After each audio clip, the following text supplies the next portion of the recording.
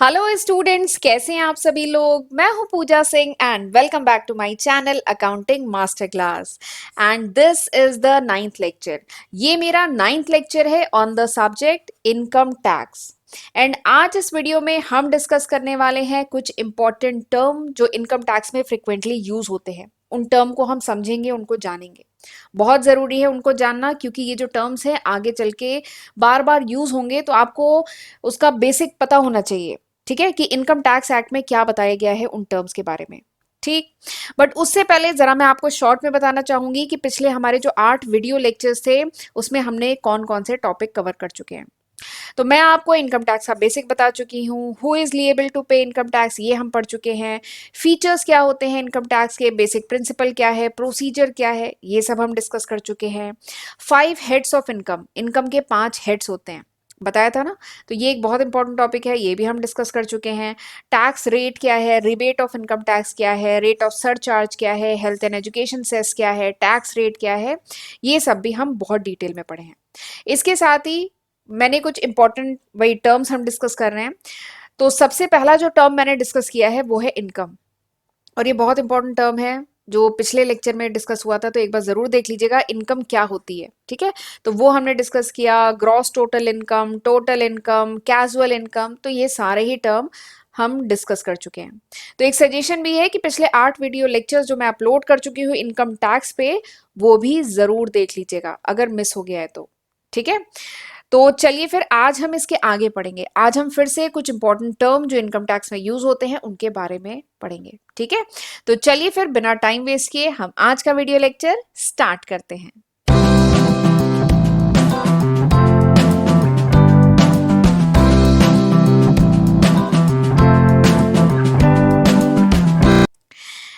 Person, तो आज मैं आपको बताने वाली हूं अबाउट पर्सन।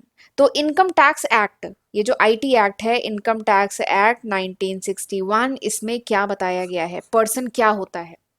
वैसे तो वर्ड, ये जो वर्ड है पर्सन, ये हम लोग normal day to day language में, मतलब बात करने में भी इस वर्ड का काफी यूज करते हैं पर्सन। ठीक है, लेकिन टैक्स के अकॉर्डिंग, इनकम टैक्स एक्ट के अकॉर्डिंग पर्सन क्या होता है वो हम समझेंगे यहाँ पे। ठीक है, तो पर्सन इंक्लूड्स द फॉलोइंग, तो इनकम टैक्स एक्ट में बताया गया है कि पर्सन कौन कौन हो सकता है। ठीक है, तो ये 7 ये आपको मैं यहाँ पे 7 पॉइंट्स में आपको बताने जा रही हूँ। ठीक है, ये पर्सन होते हैं according to the income tax act 1961।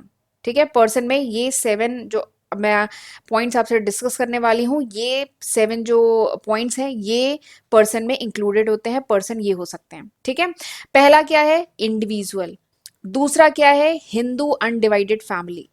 तीसरा क्या है, कंपनी। चौथा क्या है, अ फर्म। ठीक है, इंक्लूडिंग लिमिटेड लाइबिलिटी पार्टनरशिप।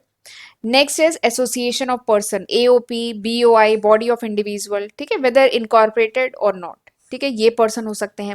कोई लोकल अथॉरिटी है वो पर्सन हो सकती है। And every artificial jurisdiction person, जो अभी तक जो ऊपर के जो सब सेक्शन है उनमें जो नहीं फॉल कर रहा है वो इसमें आ सकता है, आर्टिफिशियल जुरिडिक्शन पर्सन, तो ये भी पर्सन हो सकता है। ठीक है, तो ये 7 इंपॉर्टेंट पॉइंट्स हैं जो पर्सन के अंडर में आते हैं। तो person could be individual, HUF, company, firm, AOP, BOI, local authority या फिर आर्टिफिशियल जुरिडिक्शन पर्सन, ये हो सकते हैं पर्सन। ठीक, बट अब जरा मैं आपको इनकी डिटेलिंग बता देती हूँ कि इंडिविजुअल क्या होता है, एचयूएफ क्या है, कंपनी क्या है। वैसे आपको पता होगा, कंपनी भी पहले डिस्कस हो चुका है, फर्म भी डिस्कस हुआ है, एचयूएफ के बारे में भी थोड़ा सा बता चुकी हूँ। पर थोड़ा सा चलिए इसके बारे में एक बार फिर से शॉर्ट में डिस्कस कर लेते हैं। सबसे पहला इंडिविजुअल। इंडिविजुअल कौन होता है, इंडिविजुअल मतलब नेचुरल पर्सन, ह्यूमन बीइंग, हम और आप जैसे इंडिविजुअल हैं। ठीक है, it could be male, female, minor, child, lunatic. ठीक है, लुनेटिक मतलब होता है मेंटली इल। ठीक है, तो वो क्या होता है, वो सब इंडिविजुअल में आता है। तो this could be person, person individual भी हो सकते हैं। Person could be HUF, Hindu undivided family, ये भी पर्सन हो सकते हैं। हिंदू अनडिवाइडेड फैमिली मतलब वो हिंदू फैमिली जो अनडिवाइडेड है, मतलब वो एक कॉमन एंसेस्टर से चली आ रही है, यानी वो हिंदू फैमिली जिसमें वो पर्सन्स इन्वॉल्व हैं। ठीक है, वो पर्सन इंक्लूडेड हैं जो कि एक कॉमन एंसेस्टर के, मतलब कह लीजिए डिसेंडेंट है। ठीक है, जिसमें वाइफ्स भी आएंगी, अनमैरिड डॉटर्स भी आएंगी, तो दिस इज कॉल्ड एचयूएफ। तो एचयूएफ को भी इनकम टैक्स एक्ट के अकॉर्डिंग पर्सन कहा जाता है। ठीक है, next is company.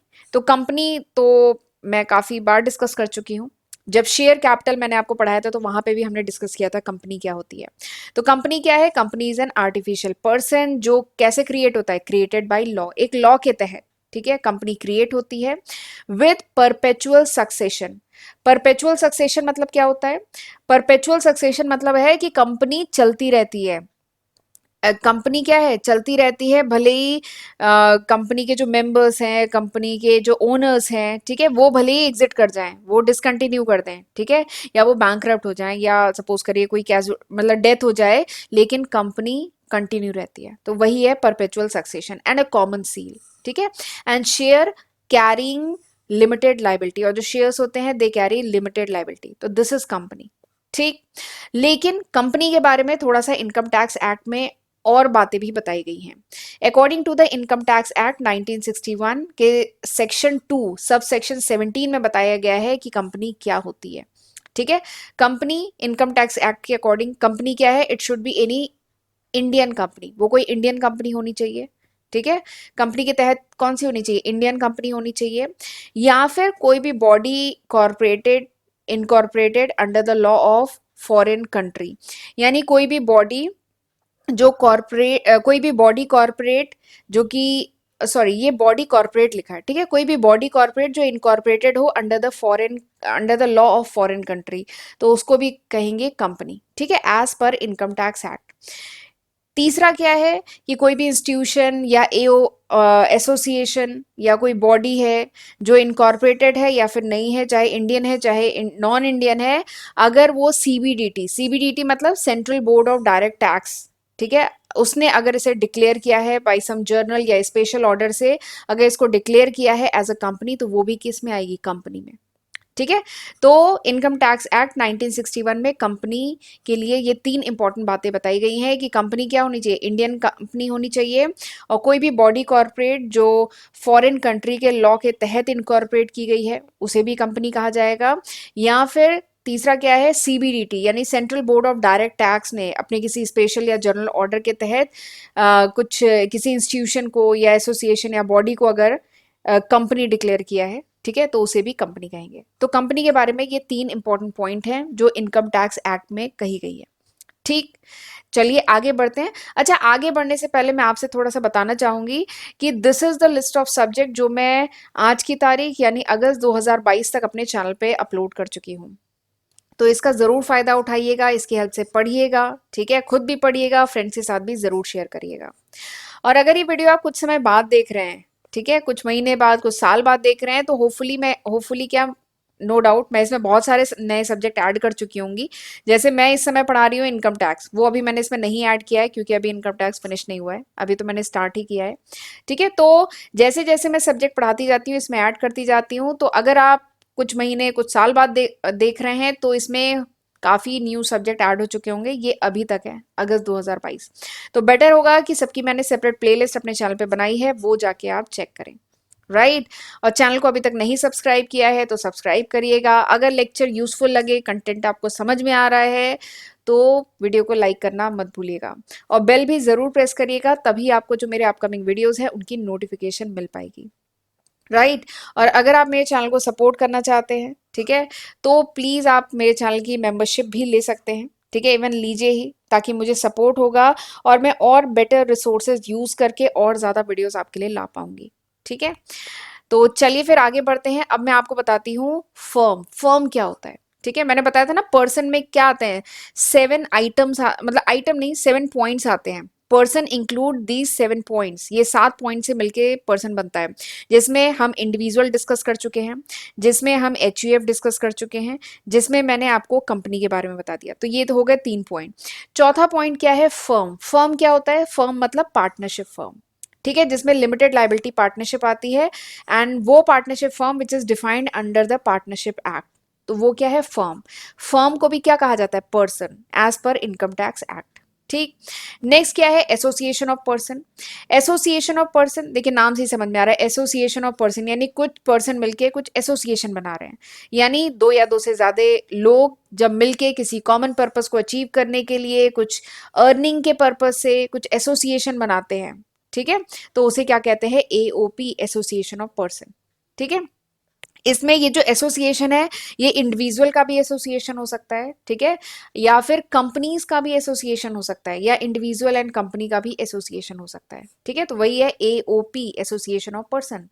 Next is body of individual, BOI, body of individual. तो ये क्या होता है? It's a कॉन्ग्लोमरेशन of individual who come together by chance. ये क्या है? एक कॉन्ग्लोमरेशन है इंडिविजुअल का जो बाय चांस, कह लीजिए बिकॉज ऑफ बर्थ के कारण, या किसी कह लीजिए वसीयत के कारण वो मिल करके काम कर रहे होते हैं, तो उनका जो एसोसिएशन होता है उसको कहा जाता है बॉडी ऑफ इंडिविजुअल, ठीक है। तो इनको भी हम पर्सन में इंक्लूड करते हैं, ठीक।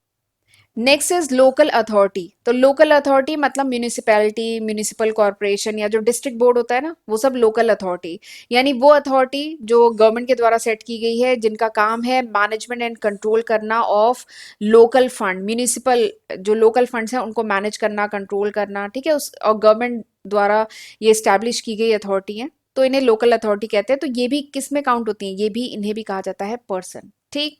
And next and last is artificial jurisdiction person. Artificial jurisdiction person मतलब कोई भी यूनिवर्सिटीज वगैरह जैसे हैं, ठीक है, कोई भी public corporation which is establish under some special act of legislation, यानी किसी लॉ के कोई स्पेशल एक्ट, लॉ के किसी स्पेशल एक्ट के तहत कोई पब्लिक कॉर्पोरेशन एस्टैब्लिश किया गया है, जैसे यूनिवर्सिटीज वगैरह जो एस्टैब्लिश की जाती हैं, उन्हें क्या कहा जाता है? Artificial jurisdiction person. और जो ऊपर के जो 6 आपको पॉइंट्स बताए हैं उसमें जो नहीं इंक्लूड होता है वो सब इसमें आता है आर्टिफिशियल जुरिडिक्शन पर्सन में, ठीक है। तो this is all about person. तो ये होता है पर्सन के बारे में, ठीक, समझ में आ गया। तो इनकम टैक्स में अब ये जो वर्ड अगर यूज किया गया ना पर्सन, तो आपको समझ में आना चाहिए person includes these 7 points. Person में ये 7 पॉइंट्स आते हैं। पर्सन में कौन कौन आ सकता है? It could B individual, it could B HUF, company, firm, association of person, local authority and artificial jurisdiction person, ठीक है। तो ये सब, ये जो 7 पॉइंट है ये पर्सन में इंक्लूड होते हैं, ठीक। और इनके बारे में डिटेलिंग मैंने बता दी है। चलिए, तो फिर ये लेक्चर मैं यहीं पे वाइंड अप करती हूँ। अब हम मिलेंगे अगले वीडियो में। अगले वीडियो में कुछ और इंपॉर्टेंट टर्म हम डिस्कस करेंगे। तब तक अपना ध्यान रखिएगा। God bless you.